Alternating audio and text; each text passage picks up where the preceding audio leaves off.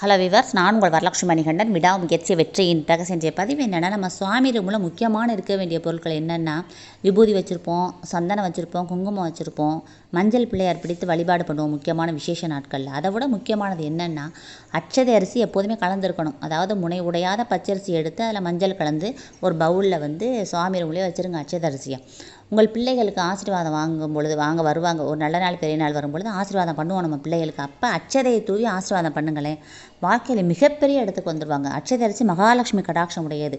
அதுவும் தாய் தகப்பன் ஆசீர்வாதம் பண்ணுறது தான் ஒரு பிள்ளைகளுக்கு ரொம்ப முக்கியமானது. தாய் தகப்பன் மனம் புளிர்ந்து ஆசீர்வாதம் பண்ணிட்டாங்கன்னா அந்த குழந்தைகள் மிகப்பெரிய லெவலில் வந்துடுவாங்க, மிகப்பெரிய வளர்ச்சி கிடைக்கும். மகாலட்சுமி கடாட்சம் வந்து அட்சதை அரிசி. அந்த அட்சதை அரிசி எப்போதுமே உங்கள் பூஜையில் இருக்கட்டும்.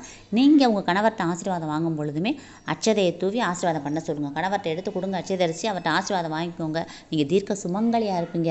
உங்கள் கணவர் நீண்ட ஆயுளோட நல்லா வாழ்வார்.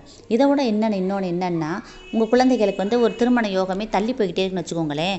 அவங்க உள்ளூரில் கோயிலில் முக்கியமான நாட்களில் திருக்கல்யாணம் நடக்கும். அந்த திருக்கல்யாண விழாவில் குழந்தைகளை கூட்டி போங்க. திருக்கல்யாணம் முடிந்த பிறகு அங்கே அட்சதை அரிசி வச்சுருப்பாங்க. அம்மனுக்கும் சுவாமிக்கும் அந்த அட்சதை அரிசியை போட்டுட்டு அந்த இடத்துல வச்சுருப்பாங்க. அதை அர்ச்சகர்கிட்ட சொல்லி அம்மன் பாதத்திலேருந்து வச்சு எடுத்து வாங்கி உங்கள் குழந்தைகளுக்கு ஆசீர்வாதம் பண்ண சொல்லுங்கள்.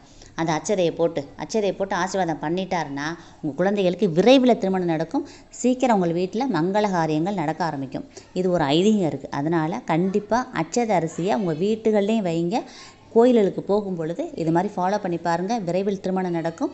யார் உங்கள் வீட்டுக்கு வந்தாங்கனாலுமே உங்களுக்கு கீழே உள்ளவங்க உங்கள்கிட்ட ஆசீர்வாதம் வாங்க வந்தாங்கன்னா, வயது குறைந்தவர்கள் ஆசீர்வாதம் வாங்க வந்தாங்கன்னா அவங்களுக்கு அட்சதையை போட்டு ஆசீர்வாதம் பண்ணுங்கள். ஆசீர்வாதம் பண்ணுறவங்களும் நல்லா இருப்பாங்க, ஆசீர்வாதம் வாங்குறவங்களும் நல்லா இருப்பாங்க. இதுதான் ஒரு பெரிய இதோட மகத்துவமே அதான். அதனால் அட்சதை அரிசி எப்பொழுதும் உங்கள் வீட்டில் இருக்கட்டும். Thank you viewers.